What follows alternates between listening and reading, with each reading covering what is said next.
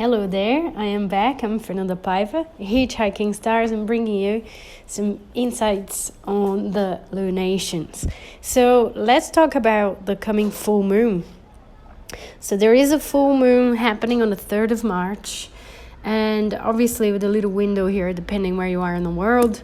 But this full moon is obviously the sandwich of the eclipse season. So we always have two eclipses, and that's why we call it eclipse season. So we already had the solar eclipse, so we had a new moon solar eclipse, and now we are just about to have the lunar eclipse. So we're just about to have the full moon eclipse, and this is going to be happening at 12 degrees Virgo, so kind of a late 12-degree Virgo, almost heading towards the 13th degree as well.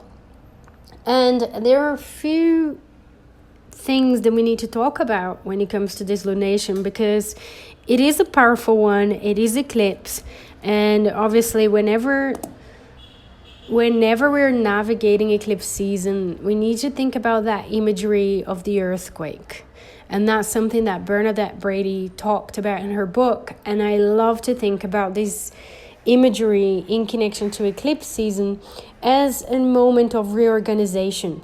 So we might experience the consequences of that reorganization, which is the earthquake itself, but what's happening underneath is a reorganization, is a reestablishment of some sort. So this is very important for this full moon eclipse as well, that sense of reorganizing, experiencing powerful emotions, powerful changes, and a call as well to work with these energies in some way, right?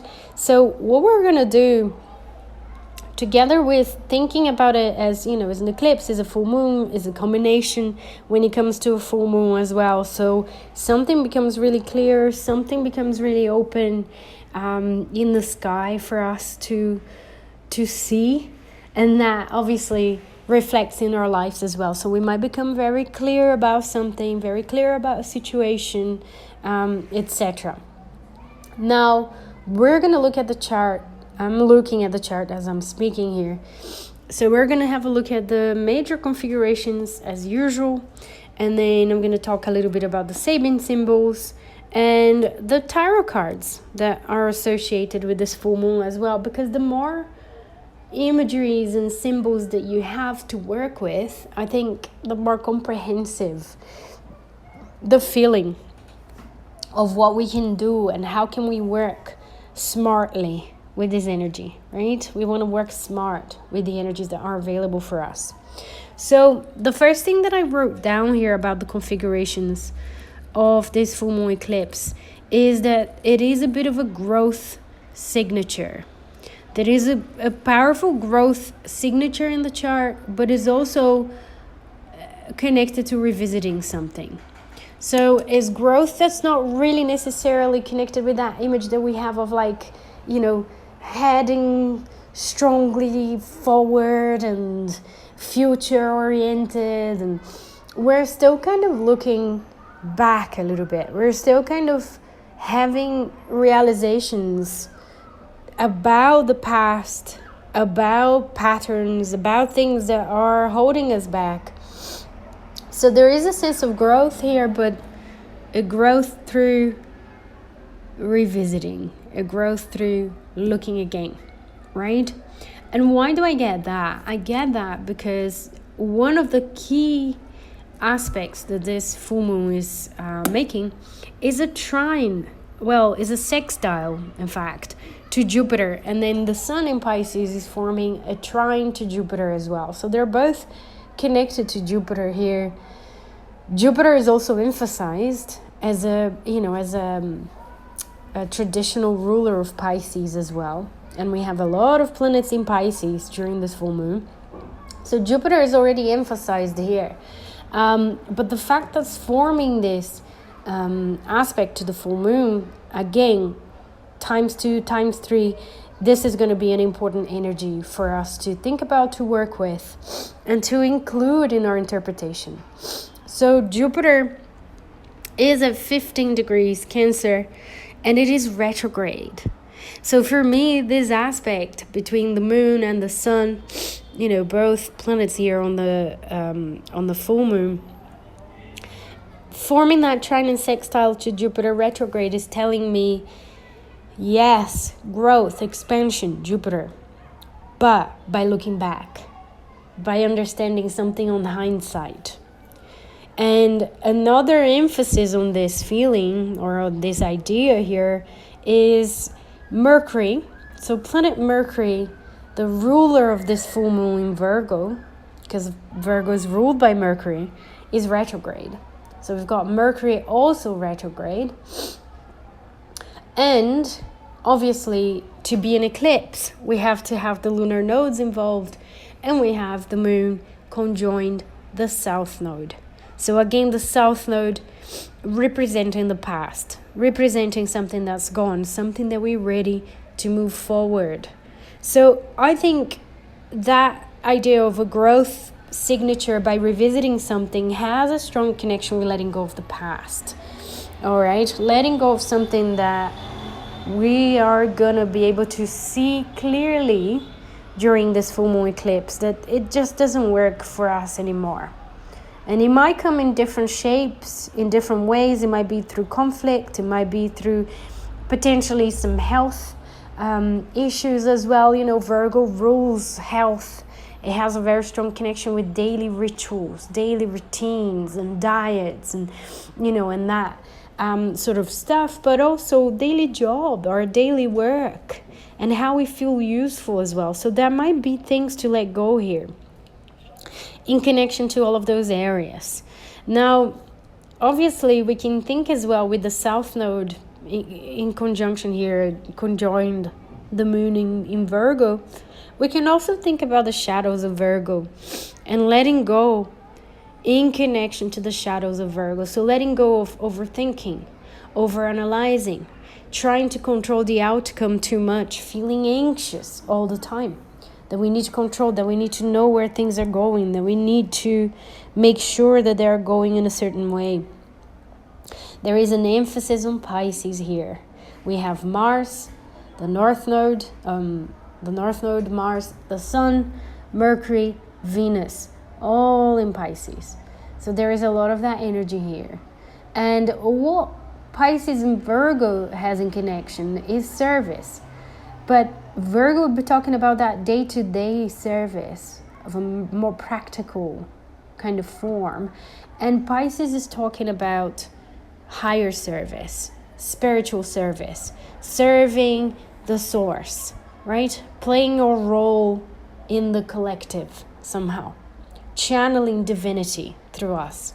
So here is the dance between the two, right? Having that sense of growth by seeing some tendencies from the past that are overly or overdoing the Virgo side of the polarity.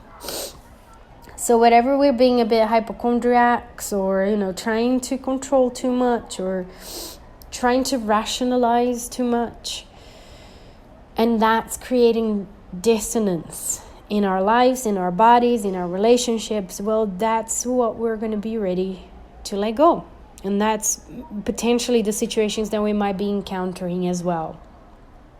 So the stellium, the huge emphasis in Pisces here obviously is emphasizing intuition, spiritual service, alignment with the flow, magic in general, having a more magic existence somehow, and empathy as well, and all of that, knowing that we are all interconnected and making decisions and doing things with that at the base, right?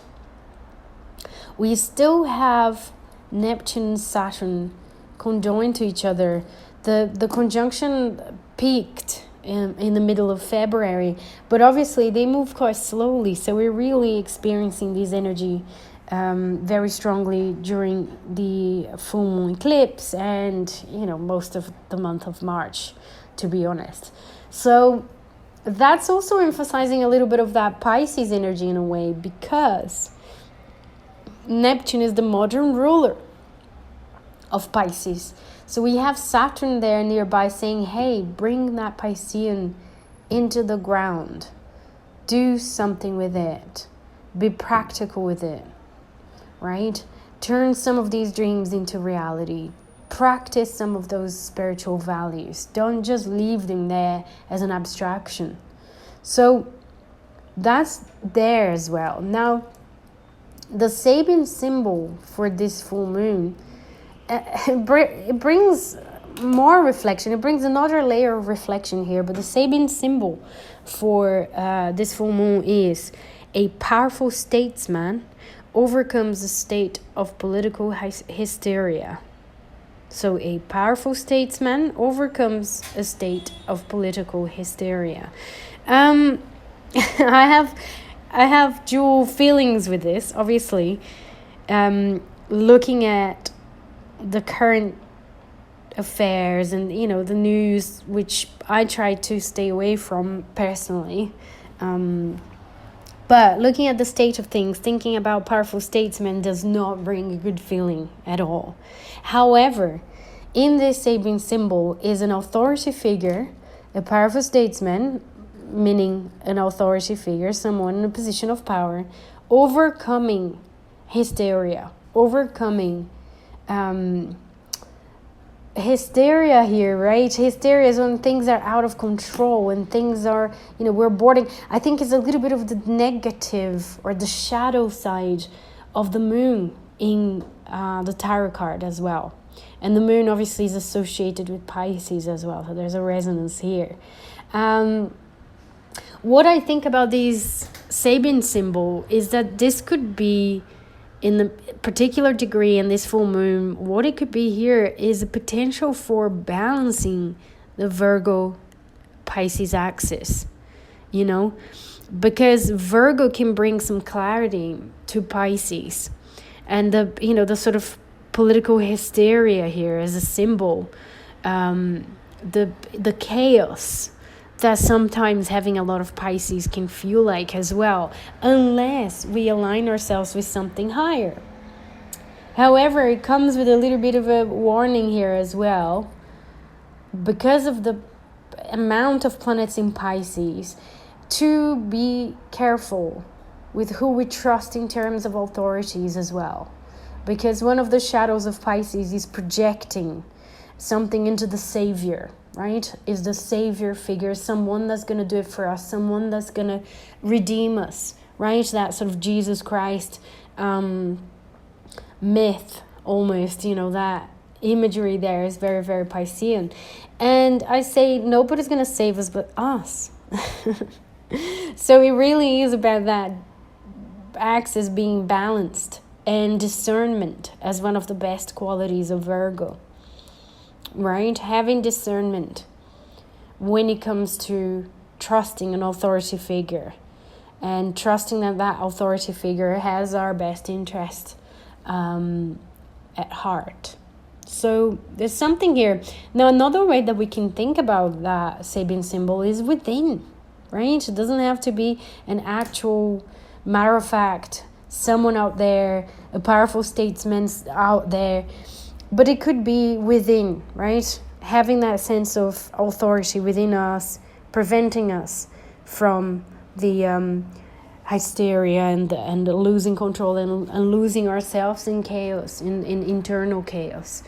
And this could be done through spiritual practices and, ways that we could, as a container to that Piscean energy. It could be art, it could be creative endeavors, all of the things that Pisces can be used in a empowering way, basically, and that through our own inner authority.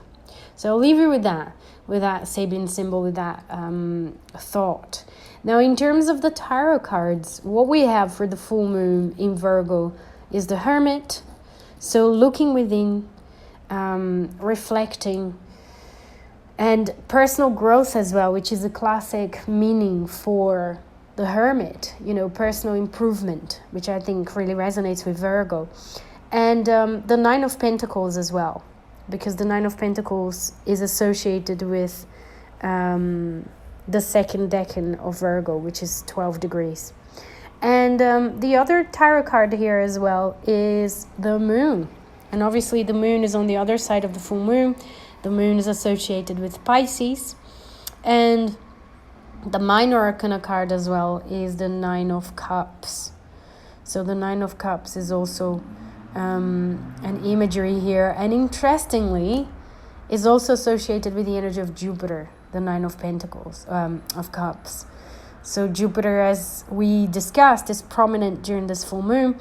So those are some of the cards that you can ponder on, you can meditate on, you can have it out of your deck, and you can look at it, and you know, when you're doing your tarot readings as well during this full moon, to get insights. All right, so that's it.